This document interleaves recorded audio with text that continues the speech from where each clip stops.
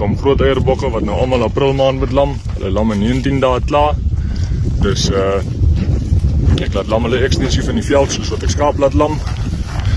14 dae na hulle klaar gelam het, bring ek hulle in, merk ek die lammers, ooi wat sonder lam uit die veld uitkom, bemark ek, en elke ooi kry een kans in haar lewe om sonder 'n lam uit die veld uit te kom. Die tweede keer as hy doen, laai ek haar weg. So dit het plus minus 12-13 jaar so seleksie gevat, en ons speel 154% lammers op die veld.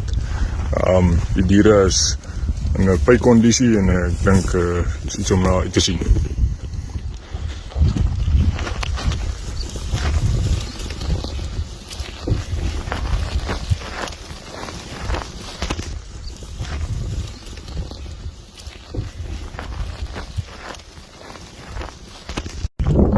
Klomp groot eierbokke wat nou allemaal April maand met lam. Hulle lam in 19 dae klaar.